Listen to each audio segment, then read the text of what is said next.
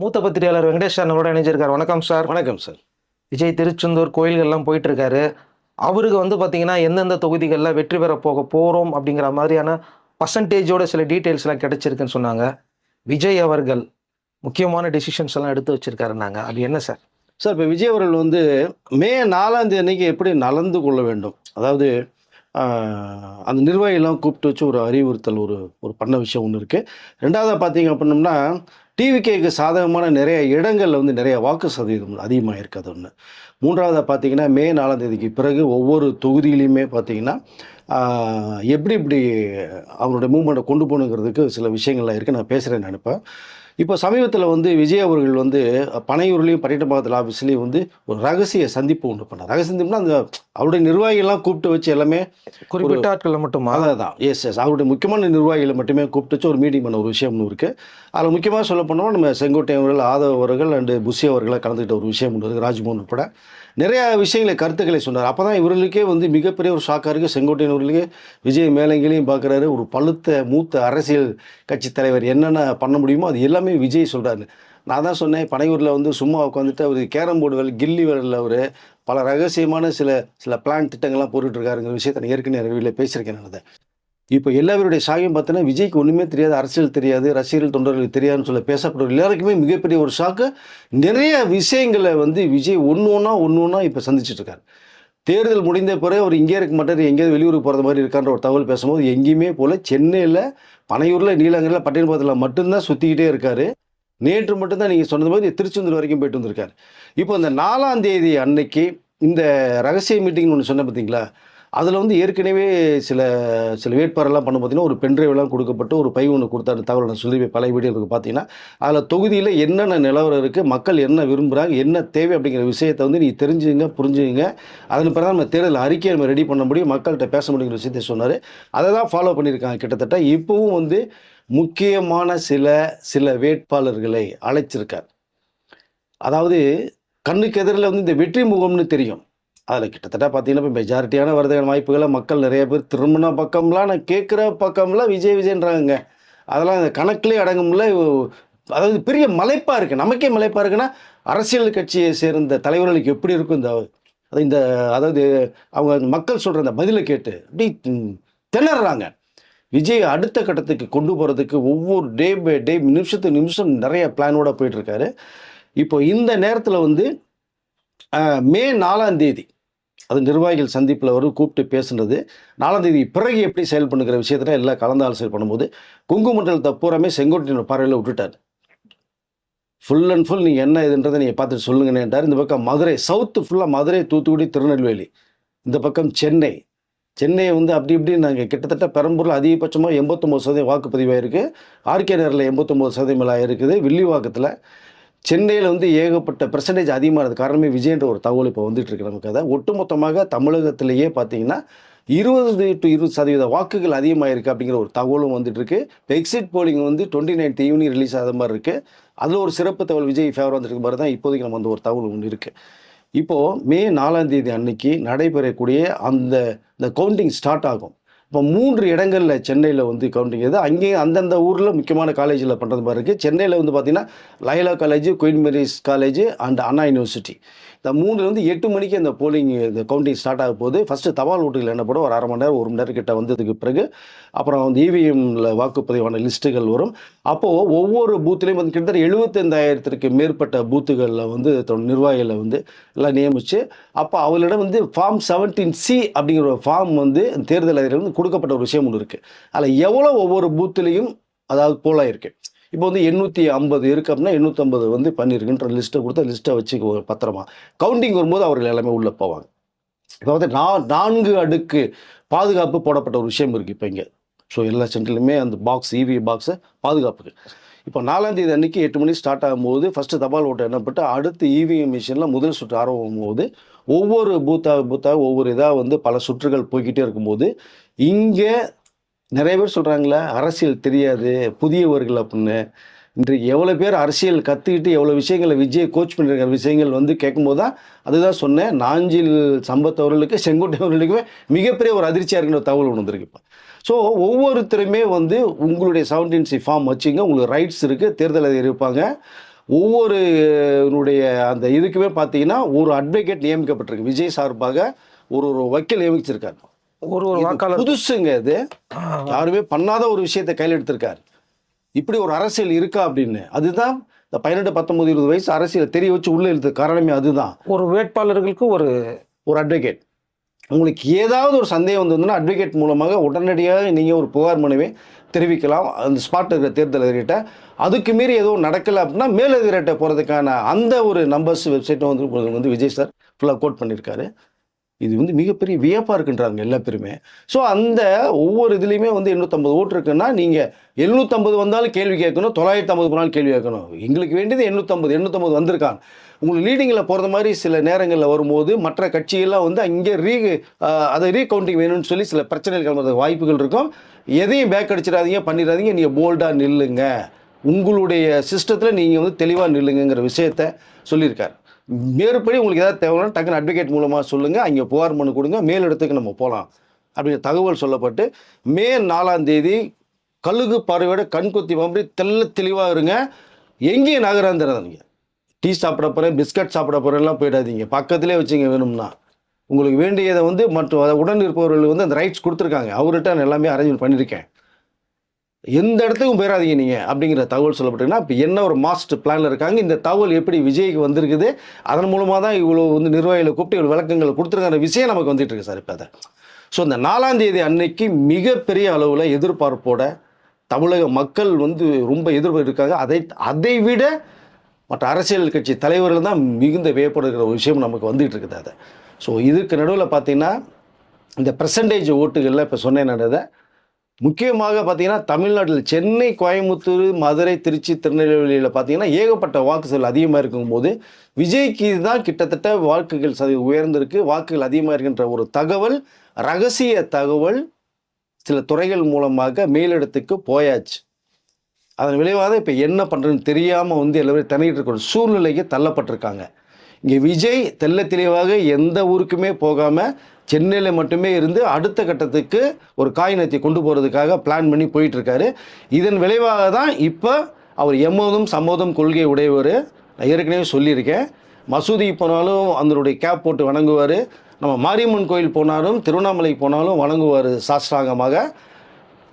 அந்த கிறிஸ்துவாலயத்துக்கு போனாலும் முட்டி போட்டு வணங்குவார்ன்ற ஒரு விஷயம் இருந்தது. இப்போ நேற்று திடீரென்று திருச்செந்தூர் போன்ற டக்குன்னு ஒரு மைண்ட் சொல்லுவது உடனடியாக தனி ஜெட்டில் மதுரை போய் இறங்கி, அவர் சொல்லப்போனால் திருநெல்வேலி போய் இறங்கியிருக்கலாம், மதுரையில் இறங்கி அங்கே மக்களை சந்தித்து மிட் நைட்டில் அவ்வளோ கூட்டம் ஏர்போர்ட்டில் இவர் வரான்னு தெரிஞ்ச உடனேயே இவர் அதை வியந்துட்டார். இந்த மிட் நைட்டில் ஏன் இவ்வளோ பேர் வந்திருக்கு என்ன பார்க்குறதுக்கு அப்படின்னு அங்கேருந்து வந்து மதுரையிலேருந்து இந்த ரோடு வழியாக தான் போய் இறங்கியிருக்காரு.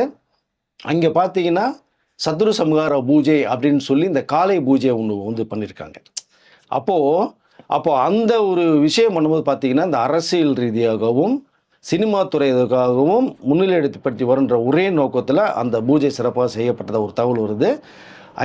அங்கேயும் கூட்டம் கட்டுக்கடங்காத கூட்டம். அங்கே இன்னொரு அரசியல் பிரபலமான ஒரு பிரமுகர் அங்கே உள்ளே போயிட்டார். இப்போ விஜயும் இங்கே இருக்கார், இவரும் இங்கே இருக்கார். அவர் ரொம்ப முக்கியமான புள்ளி. அந்த மற்றவர்களுடைய பார்வை வந்து இங்கே திருச்செந்தூர் கோயிலுக்கு விஜய் பண்ணார், ஓகே, இவர் எதுக்கு அவரு போக கரெக்டாக உள்ளே போகிறாரு, அப்போது ஏதோ ஒரு ரகசிய பேச்சுவார்த்தையில் போதா அப்படிங்கிற அளவுக்கு இந்த பக்கம் ஒரு பக்கம் பேச ஆரம்பிச்சிட்டாங்க. இது ஏற்கனவே 2 நாளைக்கு முன்னாடியே வந்து இந்த தூது புறாக்கள் வந்து பறக்க ஆரம்பிச்சிச்சு நினைக்கிறேன். நான் இதை பனையூரே இப்போ ரொம்ப களை கட்டி இருக்குது. பட்டினப்பாக்கம் நீலங்கரை வீட்டில் ரொம்ப சந்தோஷமாக இருக்க ஒரு தகவல்லாம் வருது. இதற்கிடையில் தான் திருச்செந்தூருடைய மக்களும் அங்கே அவர் தரப்பட்ட முதல் மரியாதை கும்ப மரியாதை கொடுத்துருக்காங்க. சால்வை போத்தி விட்டு அந்த மரியாதையோடு கூட்டு வந்தது. இந்த நேரத்தில் அவ்வளோ காலை பொழுதுகளையும் காவல்துறை ஒரு சிறப்பான ஒரு பாதுகாப்பு விஜய் அவர்கள் கொடுத்துருக்கிற விஷயத்தை நம்ம சொல்லிக்கல விரும்புகிறோம் நம்ம. பட் அங்கே சிறப்பாக பூஜையை முடிச்சுட்டு அங்கேருந்து நேராக புறப்பட்டு உடனடியாக அதே பட்டு வேட்டி பட்டு சட்டிலே சென்னை வந்து இறங்கின ஒரு சம்பவம் இருக்குது.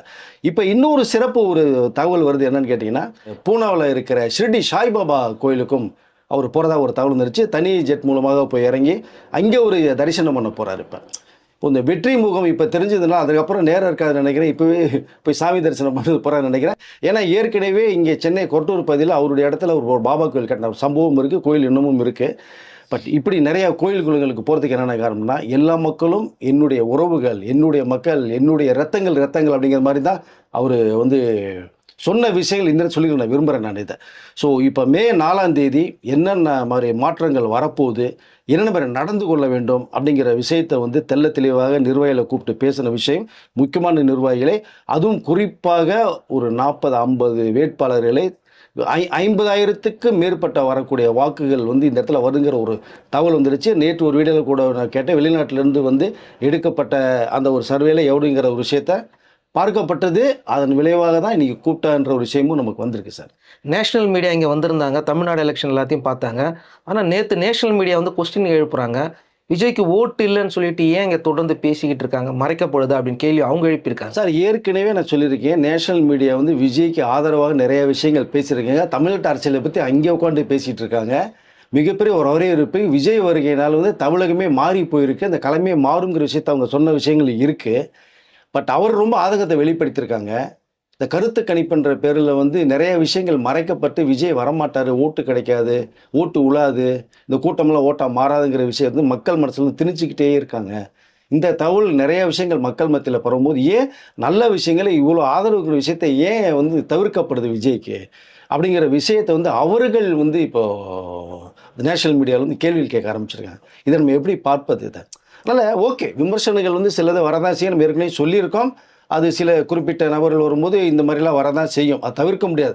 அதையும் தாண்டி கடந்து தான் விஜய் போயிருக்காரு. மக்களுடைய நம்பிக்கை என்பதில் மக்கள் ஆதரவு, பெண்கள் ஆதரவு இங்கே ரொம்ப அதிகமாக ஒரு தகவல் தான் சார் முக்கியமாக வந்திருக்கீங்க.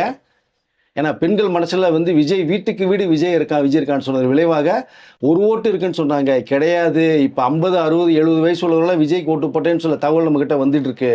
கடந்த வீடியோவில் கமெண்ட் செக்ஷனில் பாருங்கள், கிட்டத்தட்ட 1.2K மேலே போன அத்தனை கமெண்ட்ஸ் நீங்கள் பார்த்தீங்கன்னா ஒவ்வொரு வீட்லேயுமே 5 ஓட்டு, 6 ஓட்டு, 10 ஓட்டுன்ற தகவல் தான் நமக்கு வந்திருக்கு. நம்ம விசாரித்தவர்களையும் அதுதான் வந்திருக்காது. ஸோ பெரிய ஒரு மாற்றம் மே 4ஆம் தேதி நடக்க போன்ற ஒரு சம்பவம் ஒன்று வந்து உருவாகிட்டு இருக்கு. பேச்சுவார்த்தைகள் போய்கிட்டு இருக்கு. விஜயும் ரொம்ப மகிழ்ச்சிகரமாக இருக்கிறதா தகவல் வருது. கிட்டத்தட்ட 75,000க்கு மேற்பட்ட பூத்துகளில் ஒவ்வொரு பூத்துக்குமே ஒரு 200 ஓட்டு கிடைச்சாலே போதும். நமக்கு கிட்டத்தட்ட 35% மேலே பெர்சன்டேஜ் வாக்குகள் வரும். 1.25 கோடிக்கு மேலே வந்து வாக்குகள் நமக்கு வருங்கிற ஒரு சிறப்பு தகவல் வந்திருக்காத. ஸோ கிட்டத்தட்ட ஒரு பூத்துக்கு வந்து ஒரு 1100, 1200 ஓட்டுகள் இருக்குது அப்படின்னாலே 200-250 ஓட்டு வந்தாலே நமக்கு போதுங்கிற ஒரு தகவல் தான் மிகப்பெரிய பேசப்பட்டு இருக்கு சார் இதை. ஸோ இவ்வளோ வாக்குகள், இவ்வளோ பெர்சன்டேஜுகள் உயர்ந்தது காரணம் விஜய்ங்கிற தகவல் வர்றதுனால தான் இன்றைக்கு அவர் ரொம்ப ஹாப்பியாக கோயில்களில் சுற்றிட்டு இருக்கார். சார் விஜய் வந்து வாக்கு எண்ணி பிறகு முடிஞ்சிடும்ல, வாக்கு எண்ணிக்கையில் முடிஞ்ச பிறகு விஜய் எதுவுமே செய்ய மாட்டார், திரும்பவும் அவர் வந்து பனையூருக்கே போயிடுவார், மக்களை சந்திக்க மாட்டார் சொல்கிறாங்களே சார். ஆனால் இப்போ வரக்கூடிய தகவல் வேறு மாதிரி இருக்கே சார். எங்கே போனார் அவர்? பனையூர் வீட்டுக்கு போக வேணாமா, தங்க வேணாமா, ஆஃபீஸ் போய் பார்க்க வேணாமா? அதுதான் அவர் பனையூருக்கு ஆஃபீஸுக்கு போகிறாரு, பட்டியல்பாக்கம் ஆஃபீஸ் வர்றாரு, நீலகிரி வீட்டுக்கு போய் தங்குறாருங்க. பட் தேர்தலுக்கு பிறகு தாங்க அவருடைய வேகமே ஸ்பீடு இன்னும் அதிகமாக இருந்திருக்குங்க. சூடு பறக்குது. நீங்கள் நைட்டு மதுரையில் போய் இறங்கி அங்கேருந்து ரோட்டில் வந்து திருச்செந்தூர் போவாரா சாதாரணமாக? நீங்கள் பார்த்தீங்கன்னா இன்றைக்கி அந்த பிரகாசம் தெரிஞ்சிருக்கு அவருடைய முகத்தில், மக்களுடைய ஆதரவு தெரிஞ்சிருக்கு, பெர்சன்டேஜ் அதிகமாக போயிருக்கு. அவருடைய ஆட்களை வச்சு நீங்கள் பேசினதான் சர்வே வந்தது மூலமாக தான் இவ்வளோ தூரம் வெற்றி முகம் தெரிங்கிற ஒரு பார்வை வந்திருக்கு. அதனால் அவருடைய வேலைகள் அதிகப்படுத்தியிருக்காங்க, நிர்வாகிகளை கூப்பிட்டுருக்காங்க, எல்லா பேரும் வந்திருக்காங்க, மிகப்பெரிய உத்தரவை பிறப்பிக்கப்பட்டிருக்கு. அந்த உத்தரவு வந்து பார்த்தீங்கன்னா எல்லாம் வியந்து பார்க்குறாங்க. மூத்த தலைவர் 2 பேர் மே 4க்கு பிறகு எப்படி நடந்து கொள்ள வேண்டும், வெற்றி மக்கள் கொடுக்குறவங்களும் என்ன தெரியாது. ஆனால் அதற்கு பிறகு நம்மளுடைய வேலைகள் ஸ்பீடாக இருக்க வேண்டும். இனிமேல் என்னுடைய குடும்பம் தமிழ்நாடு, ஒவ்வொரு குடும்பம் என்னுடைய குடும்பம். அதவங்க அப்பா சொன்னாங்க, தமிழ்நாட்டு மகளுக்கு தத்து கொடுத்துட்டேன்னு சொன்னார். ஸோ என்னோட குடும்பத்தை நான் பார்த்துக்கிறேன். இனிமேல் என்னுடைய பயணம் வாழ்க்கை முழுவதுமே அரசியல் பயணம் தான், மக்கள் சந்திப்பு தான். மே 4க்கு பிறகு இந்த ரிசல்ட்டுக்கு பிறகு என்னுடைய வேகம் அதிகரிக்கும், நீங்களும் அப்படி தான் செயல்படணும் அப்படிங்கிற வேகத்தை ஸ்ட்ரிக்டாக ஆர்டர் போட்டிருக்கதா ஒரு தகவல் வருது சார். இதை குறிப்பாக பார்த்தீங்கன்னா சென்னை மண்டலத்தை வந்து டோட்டலாக அவர் வந்து இப்போ மீண்டும் வந்து மக்களை சந்தித்து என்னென்ன பேசிட்டு இருக்காரு, பெரும்புத்தூர் மக்களை சந்திக்க போகிற தகவல் வருது. இது தவிர கோயம்புத்தூர் கொங்கு மண்டலத்தினுடைய வெற்றி முகம் பிரகாசமாக தெரிந்தால் செங்கோட்டையன்ட்ட கொடுத்து நீங்கள் மக்களை போய் பார்த்து என்னென்ன செயல்படுத்தணுங்கிற விஷயத்தை நீங்கள் பண்ணுங்கிற அளவு செங்கோட்டையன் அவர்களுக்கும் ஒரு அன்பான ஒரு ஆர்டர் போட்டதாக தகவல் வருது. இந்த பக்கம் மதுரை, திருநெல்வேலி, தூத்துக்குடி, திருச்சி, தஞ்சாவூர் இந்த சைடு. ஸோ அதாவது டெல்டா மாவட்டத்தில் கொங்கு மண்டலம் தான் நம்மளுடைய தமிழக அரசுடைய ஒரு திருப்பத்தை ஏற்படுத்தக்கூடிய பகுதிகள். அது ரெண்டுமே விஜய்க்கு மிகப்பெரிய ஆதரவு வந்திருக்கிற ஒரு தகவல் வருது. இப்போ சிறப்பாக என்ன இன்னும் சொல்லியிருக்காரு அப்படின்னா, தேர்தல் அதாவது எலெக்ஷன் முடிந்த பிறகு அவருடைய வேகம் அதிகமாக இருக்குது. இப்போ நிறைய பேர் கூப்பிட்ட விஷயங்கள் பேசுகிறேன். முக்கியமான வேட்பாளர் வெற்றிமுகம் வேட்பாளர்களை கூப்பிட்ட விஷயத்தை பேசுனது சொல்லியிருக்கேன். இப்போது மே 4ஆம் தேதி ரிசல்ட் வந்ததுக்கு பிறகு அடுத்த கட்டத்துக்கு எவ்வளோ ஸ்பீடு நீங்கள் போகணுங்கிறத இங்கே ஆணித்தரமாக சொல்லியிருக்காரு. ஒவ்வொரு தொகுதிக்கும் நீங்கள் எப்படி நீங்கள் வாக்குகள் கேட்க போனீங்களோ அதே மாதிரி ரிசல்ட் வந்ததுக்கு பிறகு நீங்கள் அசால்ட்டாக இருந்துடாமல் ஒவ்வொரு தொகுதிக்கும் ஒவ்வொரு வீட்டுக்கும் போய் நீங்கள் என்ன நிலவரம், என்ன நாங்கள் சொன்னதை செய்கிறோம், இனி என்ன தேவை, என்ன போகுதுன்ற அவளுடைய அந்த நிலவரங்களையும் அவனுடைய வாழ்வாதாரத்தையும் எனக்கு குறிப்பிட்டு நோட்டீஸ் எடுத்து என்னுடைய பார்வையை கொண்டு வரணும். வாரத்துக்கு ஒரு முறை ஒரு தெரியாத போகணும், மாதத்துக்கு 2 முறை கண்டிப்பாக போயாகணுங்கிற விஷயத்தை செங்கோட்டையன் அவர்கள் முன்னில் அவர்கிட்டயே இந்த பொறுப்பை கொடுத்துருக்கார். கொங்கு மண்டலம் பூரா உங்கள் இன்சார்ஜ் சார்ன்றிருக்காரு. தமிழ்நாடு பூராமே நீங்கள் ஒரு பார்வை பார்க்கணும், முக்கியமாக கொங்கு மண்டலம். ரெண்டாவது இந்த டெல்டா மாவட்டம், இந்த பக்கம் மதுரை, தூத்துக்குடி, திருநெல்வேலி, டோட்டலாக சென்னை உட்பட இவரே மாதத்துக்கு ஒரு தடவை நான் போகிறேங்கிறாரு. பெரம்பூருக்கு மாதத்துக்கு ஒரு தடவை போகிறேன்றாரு. 2 மாதம் 3 மாதத்துக்கு ஒரு தடவை முக்கியமான தொகுதியில் விஜயை போகிறதா ஒரு தகவல் சொல்லி நானும் வருவேன். அதனால் நம்மளுடைய பணி 4ஆம் தேதி என்ன ரிசல்ட் மக்கள் கொடுத்தாலுமே அதுக்கு அடுத்து எவ்வளோ ஸ்பீடு போகணுமோ நம்மளுடைய களப்பணியை மேற்கொள்ளணும் அப்படின்ற ஒரு தகவல் காரசாரமாக ரொம்ப ஆக்ரோஷமாக ஸ்ட்ரிக்டாக பேசப்பட்ட ஒரு தகவல் நமக்கு வருது. அப்போ அவருடைய ஸ்பீடு எந்த அளவுக்கு இருக்குங்கிறதா புரிஞ்சு கொள்ள முடியுது. இந்த குடும்பம் இனிமேல் மனைவி மக்களுங்கிறது நான் பார்த்துக்கிறேன், என்னுடையது, அது அப்படியே இருக்கும். பட் இதை தவிர தமிழக மக்கள் தான் என்னுடைய உயிர், என்னுடைய மூச்சு, தமிழில் தான் என்னுடைய வாழ்க்கை மேல் தமிழ்நாடு தான் தகவலை சொல்லியிருக்காரு. இங்கே திரும்ப ஒரு குறிப்பாக ஒரு விஷயத்தை சொல்லிக்கிறேன். 4ஆம் தேதி ரிசல்ட்டுக்கு பிறகு வெளிநாட்டுக்கு போகிறாரு அப்படின்ற ஒரு தகவல்லாம் சொல்லப்படுது. எங்கேயும் போகல அவர், எங்கேயும் போக விரும்பல அவர், இங்கே தான் இருக்க போகிறாரு. இப்போவே இங்கே இருக்கிற, அதுக்கப்புறம் இங்கே போகிறார். ஸோ அவர் எங்கேயும் போகல. என்னுடைய பணி தமிழ்நாட்டு பணி மட்டுமே இருந்தான்ற ஒரு விஷயத்தை ஆணித்தரமாக சொல்லப்பட்ட ஒரு விஷயம் நமக்கு வந்திருக்கு சார். விஜய் எப்படியாவது டிஸ்குவாலிஃபை பண்ணிடணும்னு சொல்லிட்டு கேஸெல்லாம் வேற போட்டுட்டு இருந்தாங்க. அது ஏங்க போட்டுட்டு தானே இருக்காங்க. அவங்களுக்கு பேசாததான் எங்கிட்டாவது ஒரு பக்கம் அடிக்கணும்னு பார்க்குறாங்க. எந்த பக்கமே ஒரு சின்ன சந்து பந்து கூட கேப் கிடைக்கல. இப்போ 2 இடத்துல என்னன்னா, ஒரு இடத்துல ஜெயிச்சுன்னா இன்னொரு இடத்துல திரும்பி பை எலெக்ஷன் வரும். அப்போ அதுக்கு செலவுகள்லாம் இவர் தான் பண்ணணும். அது மாதிரி அவர் காரணம் விஜய் தான் எதுக்கு நிற்கிற 2 இடத்துல ஒன்று இங்கே என்னன்னு சொல்லி அவரை மனுவை போட்டு அடிக்கணும்னு நோக்கம் வரும்போது இங்கே உயர்நீதிமன்ற ஒரு தீர்ப்பு கொடுத்துருக்காங்க. இது ஆல்ரெடி நிறைய பேர் நின்ன விஷயங்கள் இருக்குது. சட்டம் வரையறுக்கப்பட்ட ஒரு விஷயமும் இருக்குது. நான் ஏற்கனவே வீடியோ சொல்லியிருக்கேன். வாஜ்பாயா நின்றுருக்காங்க, அண்டு நம்ம ஜெயலலிதா அம்மையார் நின்றுருக்காங்கிற விஷயத்தை நான் சொல்லியிருக்கேன். நான் இதை இப்போ விஜய் நின்றுருக்கார். இது எதேச்சா தலைவர் நிற்கக்கூடிய போய் தான் இதை நம்மளுடைய உயர்நீதிமன்றம் இந்த மனுவை தள்ளுபடி பண்ணிடுச்சு. இன்னொரு விஷயம் சொல்லிக்கல விரும்புகிறேன். நான் இந்த சொத்து மதிப்பில் சங்கீதா அவர்களுக்கு 12 கோடி 6 லட்ச ரூபா கொடுத்த ஒரு விஷயத்தை எப்படி கொடுத்தார், 2வது சொத்து மறைக்கப்பட்ட விஷயம்ன்ற ஒரு கேஸ் போட்டாங்க. பெரம்பூர் தொகுதியில் ஒரு வேட்பாளர் போட்டாங்க. அதுவும் கோர்ட்டு அந்த மனுவை தள்ளுபடி செஞ்சிருச்சு. ஸோ இப்போ எதுவுமே இல்லை, வாக்குகள் வந்தால் கூட இந்த கேஸை வச்சு எப்படியாவது அடிச்சிருவோம், அந்த வெற்றி முகத்தை தடுத்துருவோன்னு முயற்சி பண்ணாங்க. அது உயர்நீதிமன்றம் இடமே கொடுக்கல. 2 மனுக்களுமே தள்ளுபடி பண்ணிட்டாங்க, பல உதாரணங்களை சொல்லி. ஸோ அதனால் எந்த வகையில் விஜய் அதை இப்படியாவது அவருடைய அந்த வெற்றி தடுக்கணுங்கிற முயற்சிகள் வரிசையாக தோல்விகள் மட்டுமே சந்திச்சுட்டு இருக்காங்க மற்றவர்கள். Okay sir. மே 4ஆம் தேதி மக்கள் எங்களுடைய நாங்கள் விரும்புகிற விஜய்க்கு ஒரு வெற்றி கனியை, வெற்றி கோப்பையை தருவோம்னு அவர் சொல்லியிருக்காங்க. அந்த நம்பிக்கையில் விஜயுடைய பயணம் போய்கிட்டு இருக்கு. மே 4ஆம் தேதி காலையில் நமக்கு தெரிய வரும். ஓகே சார், பல விஷயங்களை ஷேர் பண்ணிட்டீங்க. விஜயோட ஆட்டமே மே 4க்கு அப்புறமா தான் இருக்குங்கிற ஒரு முக்கியமான நியூஸ் ஒன்று சொல்லியிருக்கீங்க. மே 4க்கு பிறகு விஜய் இருக்கிற எல்லா தொகுதிகளும், பல தொகுதிகளுக்கு எல்லாரும் போக போகிறாங்க, மக்களை சந்திக்க போகிறாங்க, அவங்க பிரச்சனைகளை பற்றிலாம் கேட்டு தெரிஞ்சுக்க போகிறாங்கன்னு. ஸோ இனிமேல் தினம் தினம் விஜயோடைய நடவடிக்கை என்னங்கிறது கணிக்க முடியலங்கிற மாதிரி தான் இருக்குது. கண்டிப்பாக பல பாசிட்டிவான தகவல்கள் வந்துகிட்டு இருக்குன்னு சொன்னீங்க. அடுத்த வீடியோவில் மீண்டும் தொடரலாம் சார். நன்றி சார். நன்றி சார்.